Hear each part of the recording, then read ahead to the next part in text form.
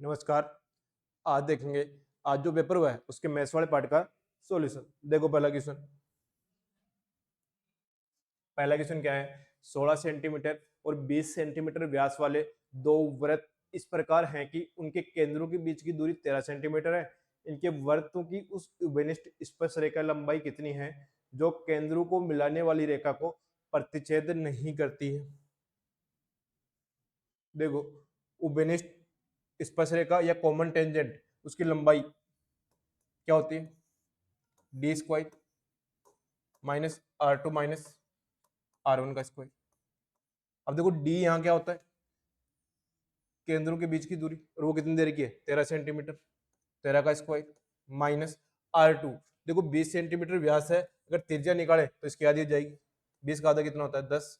R1 यहाँ व्यास 16 centimetre, त्रिज्या कितनी हो जाएगी? 8 सेंटीमीटर, इसका स्क्वायर। देखो इसको अगर सोल्व करेंगे तो 13 का स्क्वायर कितना हो गया? 169। अब 10 में से 8 गया, कितना आया? 2, और 2 का स्क्वायर कितना हो जाएगा? 4। 169 में से 4 जाता है, कितना आता है? √165 सेंटीमीटर। कौन सा ऑप्शन है? B option. देखो नेक्स्ट क्वेश्चन।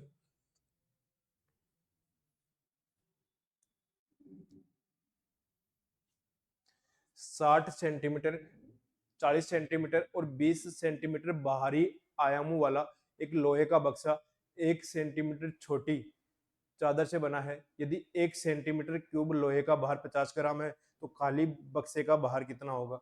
अब देखो, बाहर निकालना है तो पहले वॉल्यूम निकालना पड़ेगा, और खाली वो बक्से का वॉल्यूम निकालना है तो क्या होगा?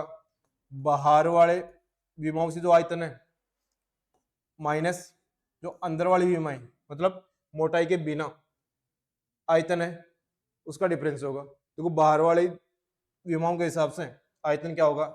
60 गुणा 40 गुणा 20 माइनस, अब अंदर वाली विमाएं निकालनी है। देखो मान लो ये वाला एक सरफेस है, 1 सेंटीमीटर इस तरफ से मोटी है, 1 सेंटीमीटर इस तरफ से मोटी है, यानी हर जो डायमेंशन है उसमें से 2 कम हो जाएगी। अब 60 में से 2 कम हो गई तो ये कितना हो गया? 58। 40 में से 2 कम हो गई, कितना आ गया? 38 और 20 में से 2 कम हो गई, कितना आ जाएगा? 18। अब देखो इसको सोल्व करेंगे तो 6 चौका 24 इंटू 2 कितना हो जाएगा? 48,000। यानी बाहर वाला जो आयतन है वो कितना आ गया? 48,000। अब 58 को 38 से इंटू करना है। देखो 48 से 10 ज्यादा है और 48 से 10 कम है, मतलब 48 का स्क्वायर माइनस 10 का स्क्वायर निकाल दे तो दोनों का मल्टीप्लाई आ जाएगा। 48 का स्क्वायर कितना होता है? 2304। उसमें से 100 जाएगा, कितना जाएगा? 2204 इंटू 18। देखो 18 से मल्टीप्लाई करना ईजी रहेगा। 18 को 0,4 से मल्टीप्लाई करता हूँ तो 72। 18 को 2 से इंटू करता हूँ 36, बच गया कितना? 3। 18 को 2 से मल्टीप्लाई करता हूँ 36 और 3 39। 48,000 माइनस 39,672। अब दोनों का डिफरेंस निकालेंगे तो कितना जाएगा? 8,328 सेंटीमीटर क्यूब। अब ये आ गया आयतन खाली बक्से का। अब अगर वेट निकालना है तो वॉल्यूम इंटू 1 सेंटीमीटर का जो वेट है उसको इंटू करना पड़ेगा। अब वॉल्यूम कितना आ गया? 8,328 इंटू 1 सेंटीमीटर क्यूब का वेट है 50 ग्राम। अब ये आएगा ग्राम में, किलोग्राम में चेंज करना है तो किसका भाग देना पड़ेगा? 1,000 का।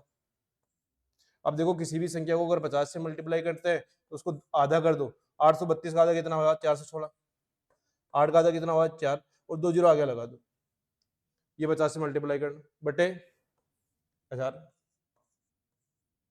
2 जीरो से 2 जीरो कैंसिल हो गया, कितना आ गया? 416.4 किलोग्राम वेट आ जाएगा। कौन सा ऑप्शन है? A option. आएगा समझ में? देखो नेक्स्ट क्वेश्चन।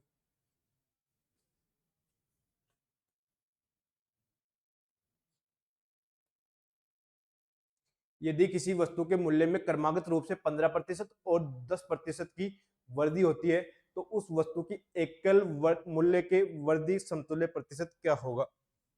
देखो ऐसे क्वेश्चन को क्या करना है, पहले तो फ्रैक्शन लिख लो। 15% है, इसकी फ्रैक्शन क्या होती है? 3/20। दूसरी बार जो वृद्धि हो रही है वो 10%, 1/10। अब पहले मूल्य अगर 20 था तो अब प्रेजेंट में कितना हो जाएगा? 3 बढ़ रहा है तो 20 और 3 कितना हो गया? 23। पहले मूल्य अगर 10 था, अब 10 और ये कितना हो जाएगा? 11। अब दोनों को मल्टीप्लाई करते हैं तो 20 इंटू 10 कितना हो गया? 200। ये पहले वाला मूल्य आ गया। अब 23 इंटू 11, 11 से मल्टीप्लाई करना बताया था क्या? ये इकाई का अंक रख दो 3, और 3 और 2 5, 253। देखो दोनों का डिफरेंस कितना आ गया 53 बाई 200 इंक्रीज हो गया इंटू 100, ये इंक्रीज परसेंटेज आ जाएगा। देखो 2 जीरो से 2 जीरो 53 में 2 का भाग दूंगा तो 26.5%। कौन सा ऑप्शन है? A option. देखो नेक्स्ट क्वेश्चन।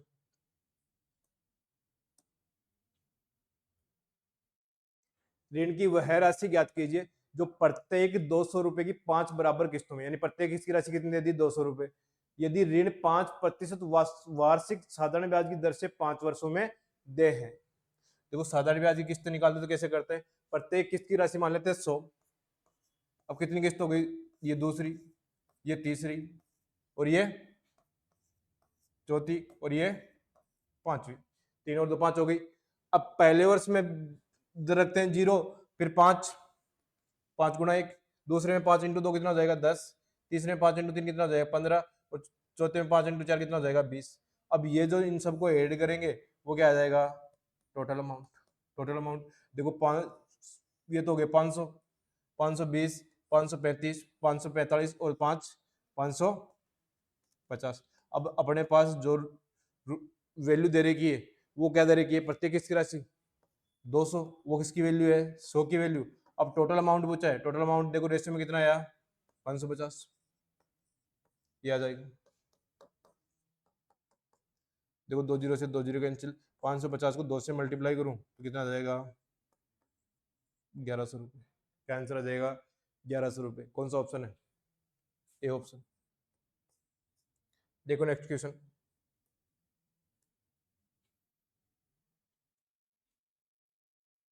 दो 2007 से 2012 के दौरान मारुति द्वारा निर्मित किस प्रकार की कारें सबसे कम है, मतलब किसका योग सबसे कम है। देखो यहाँ योग करने की जरूरी नहीं है, क्यों, ये देखो यहाँ तो प्रत्येक में दो दो दो दो दो जोड़ रहे, यहाँ प्रत्येक में भी दो, 4 बार 2 आ गया। देखो यहाँ प्रत्येक में एक एक एक, यानी ये तो सबसे ज्यादा वाली होगी, तो ये 2 ऑप्शन तो नहीं होंगे। देखो इसमें प्रत्येक एक एक एक, और यहाँ 2 आ गया, फिर एक एक एक एक 2 आ गया, ये बराबर होंगे। देखो इसमें प्रत्येक में सब में एक एक है, तो यानी इसको इको वाले को अगर ऐड करेंगे तो ये सबसे कम आएगा, तो इको आंसर क्या आ जाएगा, इको आंसर क्या आ जाएगा ए। देखो नेक्स्ट क्वेश्चन।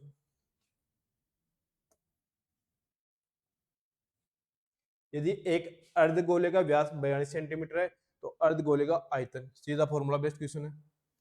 अर्धगोले का वॉल्यूम क्या होता है 2/3 pi r cube, 2/3 pi r cube.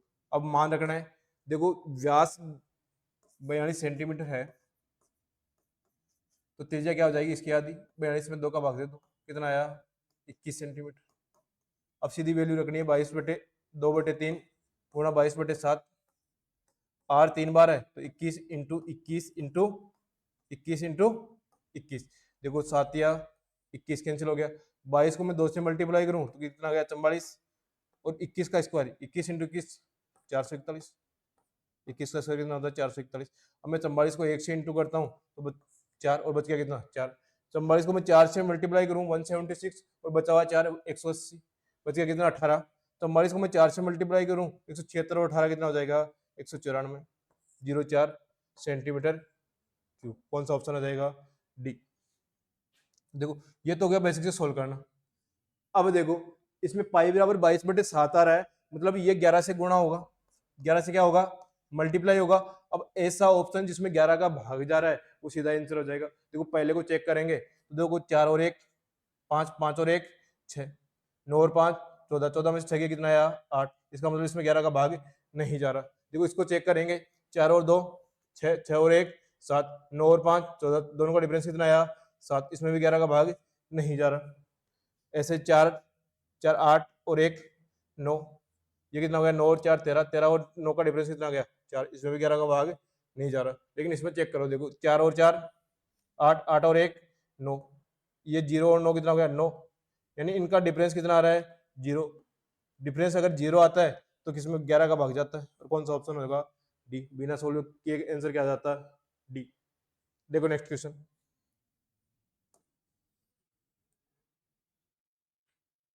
Simplification का क्वेश्चन है,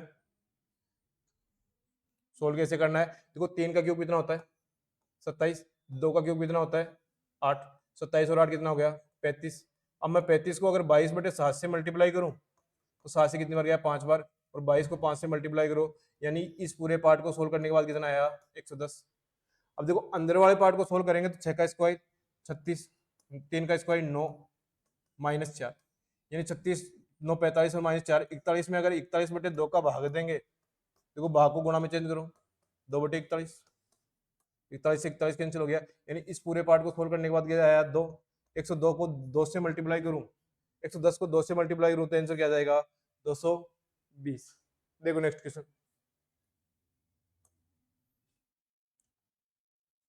किसी वस्तु की कीमत में पहले 40% की वृद्धि फिर बिक्री में कमी होने के कारण 45% की कमी की जाती है, वस्तु के अंतिम मूल्य में कुल प्रतिशत परिवर्तन ज्ञात कीजिए। देखो अभी पहले ऐसा क्वेश्चन किया था, वही सेम क्वेश्चन है। फ्रैक्शन लिख लो 40% 2/5, अब ये वृद्धि हो रही है तो प्लस लिख लो, 45% कमी हो रही है, इसकी फ्रैक्शन लिखेंगे 9/20, 9/20। अब पहले वाला मूल्य लिखेंगे, इसमें 5 और 2 की वृद्धि हो रही है तो ये कितना हो जाएगा 7। ऐसे ही 45% है, पहले मूल्य 20 था, अब 9 की कमी होगी तो वो कितना हो जाएगा 11।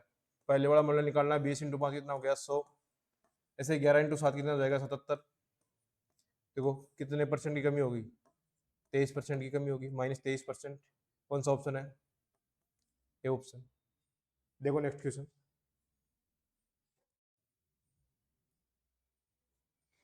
ए और बी एक साथ काम करते हुए एक काम को पूरा करने में 15 दिन लेते हैं। यदि ए अकेले इस काम को 18 दिन में पूरा कर सकता है तो बी को उसी काम को पूरा करने में कितना समय लगेगा। एकदम easy question, time and work का पहला क्वेश्चन। ए और बी किसी काम को 15 दिन में कर रहे हैं, ए अकेला उस काम को कितने दिन में पूरा कर रहा है 18 दिन में। देखो एलसीएम लिया, एलसीएम जो लेता है वो क्या आता है टोटल वर्क। अब 90 में 15 का भाग दूंगा तो ए का एक दिन का काम कितना गया 6, ए और बी का एक दिन का काम कितना गया 6, 90 में 18 का भाग दूंगा तो ए का एक दिन का काम कितना गया 5, यानी दोनों मिलकर 6 काम कर रहे हैं और ए अकेला उसमें से 5 काम कर रहा है, तो बी के लिए कितना काम बच गया 1। अब इसको अगर पूरा काम करना हो 90 काम तो एक दिन में एक काम करेगा, तो 90 काम कितने दिन में करेगा 90 डेज। कितने दिन में करेगा 90 डेज। कौन सा ऑप्शन है डी ऑप्शन। देखो नेक्स्ट क्वेश्चन,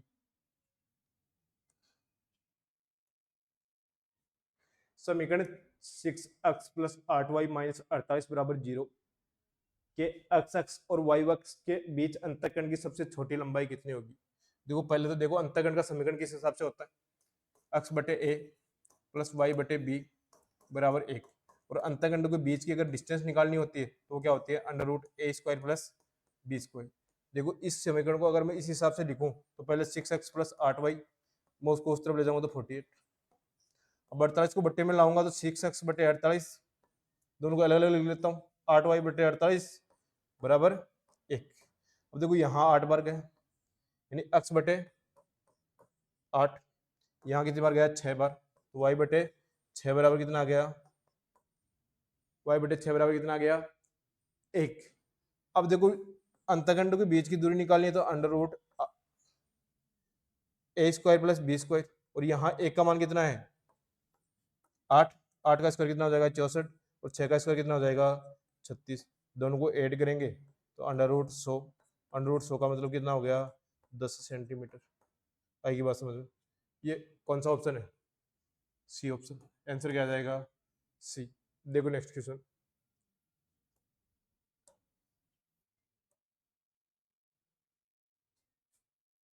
बोर्ड मास का एक और क्वेश्चन आ गया, इसको कैसे सोल्व करेंगे। देखो पहले ब्रैकेट सोल्व कर लो, पहले इसको सोल्व करेंगे तो ऑफ को सोल्व करो, 4 × 3 कितना हो गया 12। अब मैं 48 में 12 का भाग दूंगा, कितनी बार गया 4 बार, और मैं 40 में से 4 माइनस करूं तो ये कितना गया 36, यानी इस पूरे पार्ट को सोल्व करने के बाद कितना आ गया 36। अब आगे चलो, इस ब्रैकेट को सोल्व करते हैं तो कितना गया 10। अब आगे सोल्व करेंगे तो 4 ऑफ 4 कितना हो गया 16, 10 - 16 + 4। अब आगे वाले ब्रैकेट को सोल्व करें तो 6 में से 4 गया कितना आया 2, ठीक है। अब आगे सोल्व करें तो 4 × 4 कितना हो गया 16। अब मैं 16 में 4 का भाग दूं तो कितना आ जाएगा 4। अब इस पूरे ब्रैकेट को सोल्व करें, मंजिला ब्रैकेट को, तो सोल्व करो। देखो 10 और 4 14 और 2 16, 16 से 16 कैंसिल हो गया, बच गया कितना 4। लिख लो 36 भाग 4, और बाहर मल्टीप्लाई किया है 3। अब देखो 36 में 4 का भाग देंगे कितनी बार जाएगा 9, और 9 को मैं 3 से मल्टीप्लाई करता हूँ कितना आएगा 27। कितना आएगा 27। कौन सा ऑप्शन है? D option. देखो नेक्स्ट क्वेश्चन।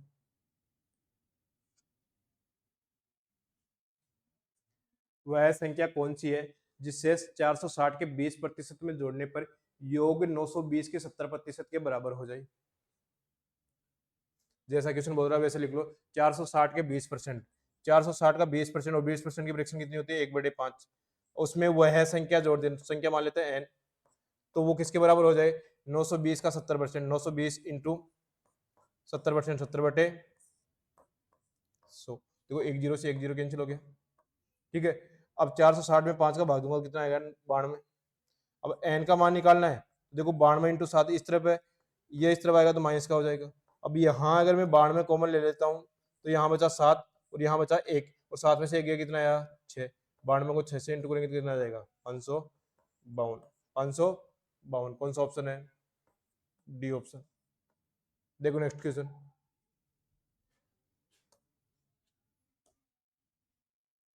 दो राशियां 3:5 के अनुपात में, यदि पहली राशि 155 किलोग्राम है, दूसरी राशि से याद कीजिए।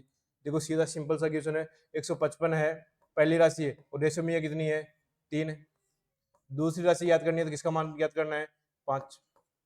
ये दूसरी राशि आ जाएगा। देखो 155 को 5 से मल्टीप्लाई करेंगे तो 775/3। अब 77 में 3 का भाग दिया 25 बार, बच गया 2। 25 में 3 का भाग दिया कितनी बार गया 8 बार, 258.33 kg।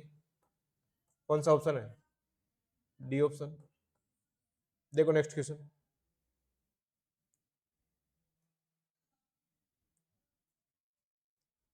त्रिभुज एबीसी समरूप है त्रिभुज क्यूआरपी। त्रिभुज एबीसी का क्षेत्रफल अनुपात त्रिभुज पीक्यूआर का क्षेत्रफल 9:4 है। यदि ए बी बराबर 18 और बी सी बराबर 15 सेंटीमीटर है तो पी आर की लंबाई याद कीजिए।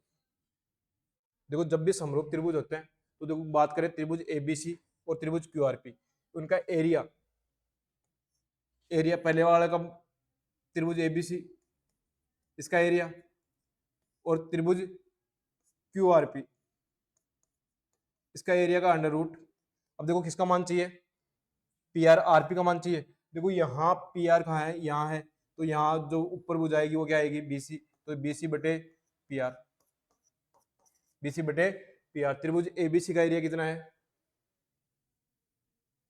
9, तो ये कितना है 4, इसका अंडर रूट, और बीसी कितनी देर की है 15 सेंटीमीटर बटे पी आर। देखो 9 का रूट कितना हो जाएगा 3/2 बराबर 15 बटे पी आर। 3 से काटेंगे 5 बार, और 5 को 2 से मल्टीप्लाई करेंगे तो पी आर बराबर कितना आ गया 10 सेंटीमीटर। पी आर बराबर कितना आ गया 10 सेंटीमीटर। कौन सा ऑप्शन है? C option. आंसर क्या आ जाएगा सी। देखो नेक्स्ट क्वेश्चन।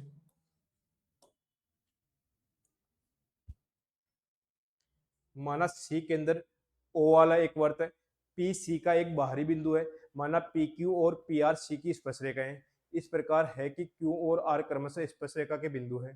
ठीक है, यदि कोण आर ओ क्यू 110 डिग्री है तो कोण आर पी क्यू का मान ज्ञात कीजिए। देखो ये सर्किल है, इसका केंद्र क्या है ओ है, इसके बाहर कोई बिंदु है पी, बाहर कोई बिंदु पी मान लेते हैं पी।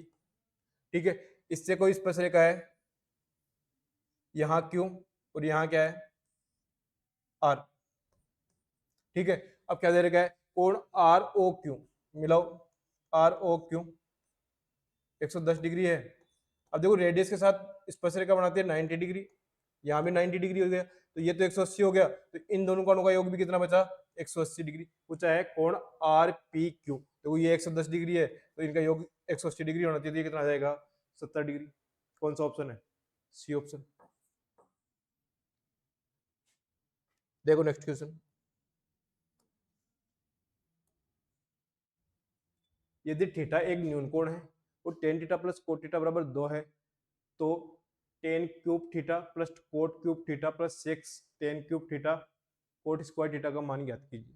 देखो जब भी ऐसा क्वेश्चन आए और ऑप्शन दे रखे हैं वैल्यू में, तो मान लो tan theta plus cot theta बराबर कितना जाएगा, मैं इसको जीरो मान लूं और इसको क्या मान लूं, दो, यानी जहां भी टेन थीटा है वो टर्म तो जीरो हो जाएगी, ये भी जीरो और ये भी जीरो, यहाँ हो जाए कोट क्यूब थीटा, तो कोट क्यूब थीटा, कोट की वैल्यू दो, दो का क्यूब कितना होगा 8, आंसर क्या जाएगा 8। देखो नेक्स्ट क्वेश्चन,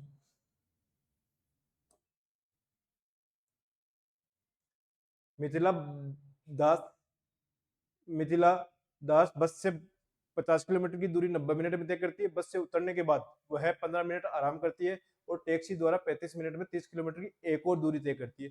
पूरी यात्रा के लिए औसत चाल, जब भी बात एवरेज स्पीड की होती है, एवरेज स्पीड की बात होती है, तो वहां क्या चाहिए, total distance upon total time, total distance upon total time. अब टोटल डिस्टेंस देखो, पहले बस से चल रही है 50 किलोमीटर, अब उसके बाद आराम करने के बाद 30 किलोमीटर और चल रही है, तो टोटल डिस्टेंस कितनी हो गई 50 प्लस 30, टोटल समय देखो 90 मिनट बस में लग गए, 15 मिनट उसने आराम कर लिया और 35 मिनट उसने बाद में दूरी तय की, तो ये टोटल टाइम लग गया। अब ये जो समय है मिनट में है, इसमें भाग दे 60 का तो ये घंटे में चेंज हो जाएगा। देखो 50 प्लस 30 कितना हो गया 80, अब ये 60 ऊपर चला जाएगा तो 80 इंटू 60, अब देखो 90 और 15 105 और 35 कितना हो गया 140 बटे 140, देखो 20 से काटा ये 4 बार और ये 20 से काटा 7 बार, 60 को मैं 4 से मल्टीप्लाई करता हूँ तो 240 बटे 7।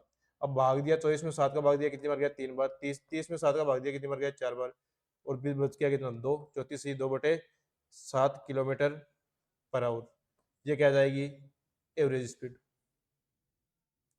देखो नेक्स्ट क्वेश्चन, एक पुलिसकर्मी को सूचना मिली कि एक चोर उससे 1.5 किलोमीटर की दूरी पर है। चोर कार से चलना शुरू करता है और पुलिसकर्मी कार से उसका पीछा करता है। चोर और पुलिसकर्मी क्रमशः 90 किलोमीटर पर आवर और 120 किलोमीटर पर आवर की चाल से आगे बढ़ रहे हैं। पुलिसकर्मी किस दूरी पर चोर को पकड़ लेगा। देखो पहले समय निकालना पड़ेगा और समय के लिए पहले चाहिए डिस्टेंस, तो दोनों पहले किस डिस्टेंस पर खड़े हैं 1.5 किलोमीटर, 1.5 किलोमीटर। देखो यहाँ चोर की स्पीड दे रखी है 90 किलोमीटर पर आवर और पुलिसकर्मी की जो स्पीड दे रखी है वो दे रखी है 120 किलोमीटर पर आवर, ठीक है। अब देखो चोर को पकड़ेगा तो चोर इस तरफ जब भागेगा पुलिस भी इस तरफ भागेगा, यानी दोनों एक ही दिशा में जाएंगे, मतलब जो रिलेटिव स्पीड होगी वो क्या होगी, दोनों की डिफरेंस माइनस हो जाएगी। 120 में से 90 गया कितना आया 30 किलोमीटर पर आवर। अब वो कितने समय बाद पकड़ेगा, अगर वो समय निकालना है तो distance upon relative speed, distance है 1.5 और बट्टे में कितना आ जाएगा 30, तो पॉइंट हटाएंगे तो ये 15 से ये गया 2 बार, तो 1/20 घंटे बाद 1/20 घंटे बाद चोर को पकड़ लेगा। अब पुलिसकर्मी द्वारा तय की गई दूरी निकालनी है, देखो समय अपने पास आ गया 1/20 घंटे और इसकी स्पीड कितनी है 120 किलोमीटर पर आवर, तो अगर डिस्टेंस निकालनी है तो स्पीड इंटू टाइम, स्पीड पुलिसकर्मी की दे रही 120 और समय कितना आ गया 1/20, कितनी बार हो गया 6 बार, तो आंसर क्या आ जाएगा 6 किलोमीटर। आंसर क्या आ गया 6 किलोमीटर। कौन सा ऑप्शन आ जाएगा सी। आई की बात समझ में। देखो नेक्स्ट क्वेश्चन,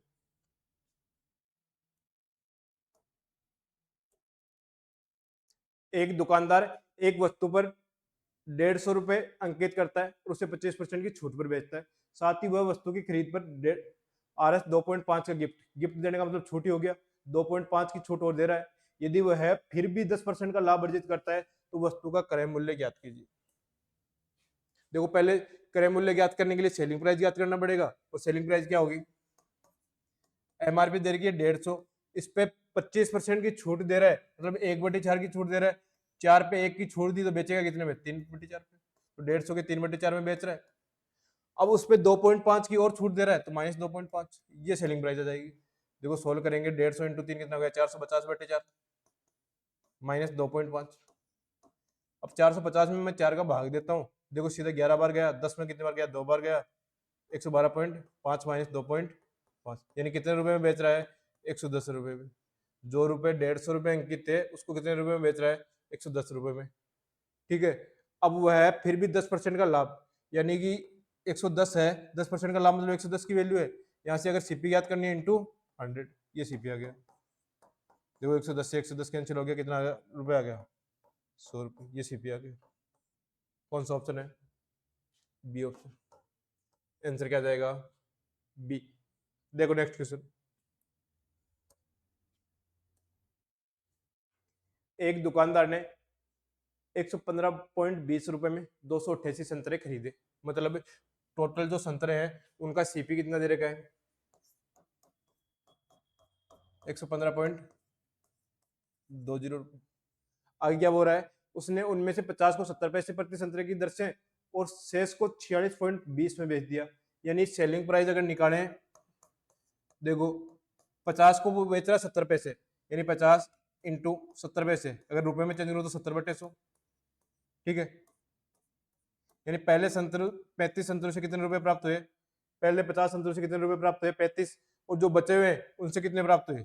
46.2। यानी टोटल जो एसपी है वो कितना हो जाएगा? 81.20। अब पूछा है उसका लाभ या हानि। देखो सीपी ज्यादा है और एसपी कम है, मतलब लॉस हुआ है। और लॉस क्या होता है? CP minus SP. अगर दोनों का डिफरेंस निकालें 115.2 माइनस 81.2 तो कितना आ जाएगा? 34। 34 आर एस। कौन सा ऑप्शन है? B option. आंसर क्या जाएगा? बी। आंसर क्या जाएगा? बी। देखो नेक्स्ट क्वेश्चन।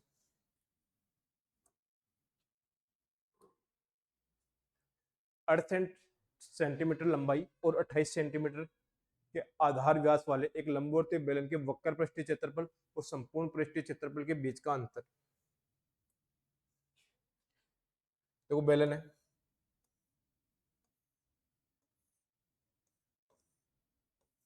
इसका अगर लेटरल सरफेस एरिया याद करते हैं वो तो सिर्फ ये वाला एरिया होता है, तो वो कितना होता है? 2πr/h।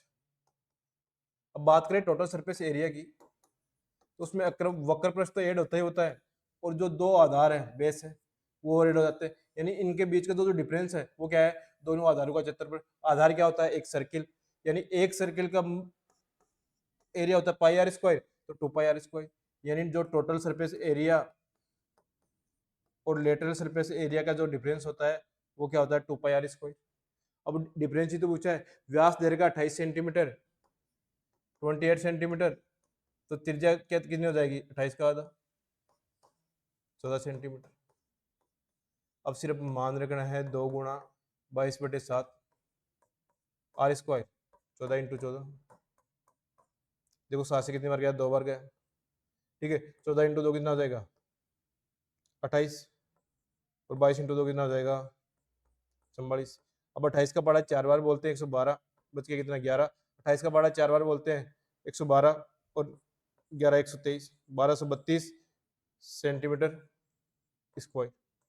ये आ गया बेसिक से। और वही चीज इसमें 11 का मल्टीपल, यानी पाई आ रहा है मतलब 11 का मल्टीपल आएगा पूरा बिना सोल्व किए, जिसमें 11 का भाग जा रहा है वो आंसर हो जाएगा। देखो यहाँ 11 का भाग चेंज करते हैं तो 4 और 2 6, 3 और 1 4, डिफरेंस कितना आया? 2। 0 आना चाहिए, तो इसमें 11 का भाग नहीं जा रहा। देखो ये वही 3 और 2 5, 3 और 1 4 से अंतर कितना आया? 1, मतलब 11 का भाग नहीं जा रहा। देखो 2 और 1 3, 3 और 1 4, 4 और 3 का डिफरेंस कितना आया? 1, इसमें भी 11 का भाग नहीं जा रहा। देखो यहाँ देखो 2 और 2 4, 3 और 1 4, इसका मतलब 11 का भाग जा रहा है, इसका मतलब आंसर क्या होगा? डी। बिना सोल्व के आंसर क्या आ जाता? डी। या फिर बेसिक से सोल्व कर लो, ठीक है। देखो नेक्स्ट क्वेश्चन।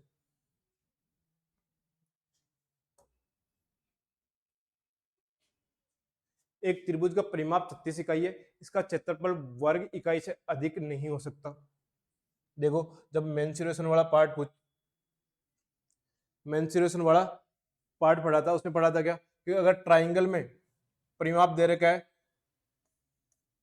ट्राइंगल में परिमाप दे रखा है, अगर अलग अलग ट्राइंगल हो तो उसमें सबसे ज्यादा एरिया होगा वो होगा इक्विलेटरल, यानी संभव त्रिभुज का। और संभव त्रिभुज का एरिया क्या होता है? √3/4 a²। और ए क्या होती है? प्रत्येक भुजा। और प्रत्येक भुजा समान होगी, परिमाप दे रखा 36, 36 में मैं 3 का भाग दूं, 36 में 3 का भाग दूं कितना आया? 12 सेंटीमीटर, ठीक है। तो √3/4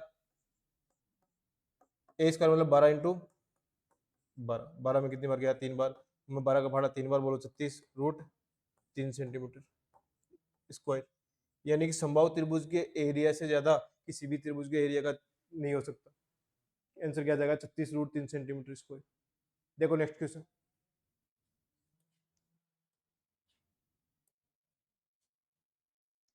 कुल लाभ में ए और ई को मिलाकर प्राप्त हुआ लाभ के लगभग कितना प्रतिशत है?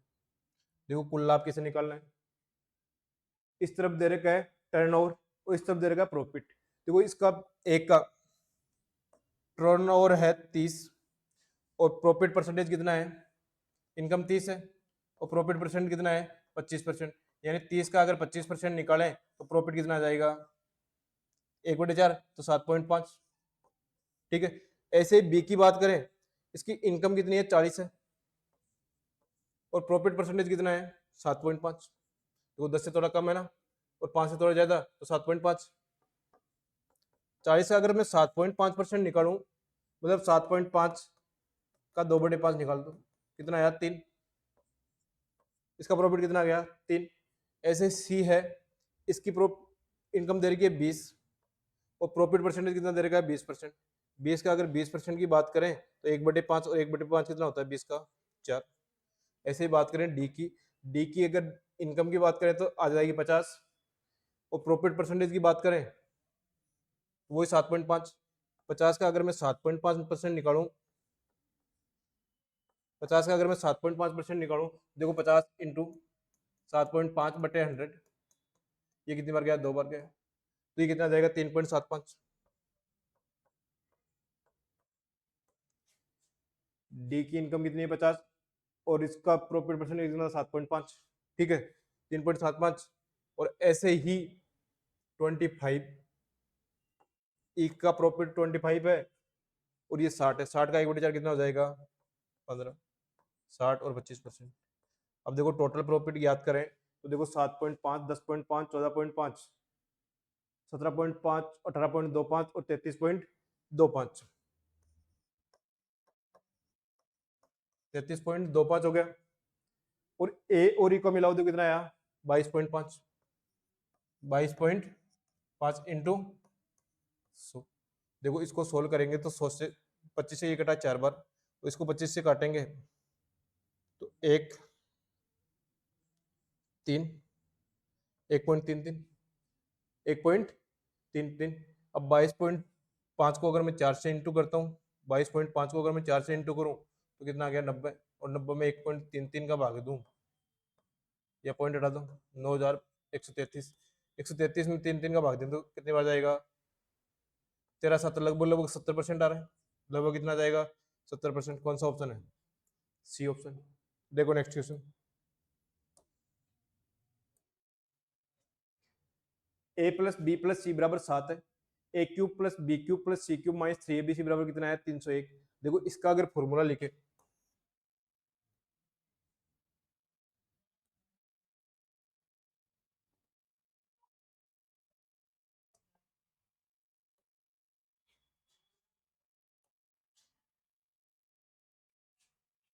यदि A plus B plus C बराबर 7 है और A cube plus B cube plus C cube minus 3abc बराबर 301 है, तो A B plus B C plus C A का मान ज्ञात करना है। देखो इसका अगर मैं फॉर्मूला लिखूं तो क्या होता है? A plus B plus C into A square plus B square plus C square minus A B minus B C और माइनस सी ए बराबर कितना आ गया? 301। अब देखो यहाँ ए प्लस बी प्लस सी का मान दे रखा है, ए प्लस बी प्लस सी का मान कितना दे रखा है? 7 दे रखा है। तो 301 में अगर मैं 7 का भाग दे दूं तो सिर्फ इतने की वैल्यू आ जाएगी क्या? तो ये कितनी बार गया? 4 बार, 43 बार। यानी यहाँ लिख लो A square plus B square plus C square minus A B minus B C minus C A, यह आ गया 43। अब यहाँ सिर्फ A square plus B square plus C square की वैल्यू निकालूं तो ये उस तरफ चला जाएगा 43 plus A B plus B C plus C A. अब देखो A square plus B square plus C square का मान निकालना है, देखो इसका स्क्वायर कर दो।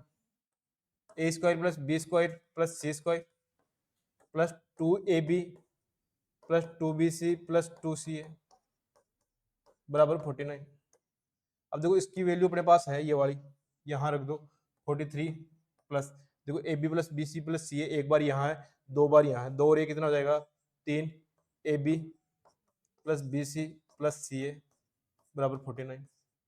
अब ये इस तरफ जाएगा तो बचेगा कितना 6, और 6 में 3 का भाग देंगे कितनी बार जाएगा 2 बार, यानी A B plus B C plus C A का मान अगर निकालना है तो आंसर क्या आ जाएगा 2।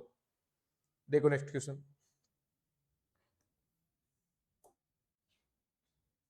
यदि X square plus 1 minus 2x बराबर 0, एक्स बड़ा है 0 से, तो एक्स स्क्वायर कोष्टक एक्स स्क्वायर माइनस 2 का मान क्या होगा।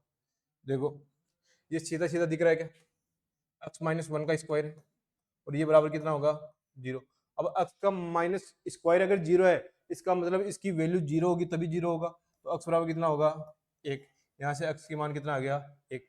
अब जो पूछा उसमें मान रख दो, एक्स का स्क्वायर 1 और 1 माइनस 2, 1 में से 2 गया कितना आया -1 इंटू 1 कितना आ जाएगा -1। कौन सा ऑप्शन आ गया डी। आएगी बात समझ में। आज के लिए इतना ही।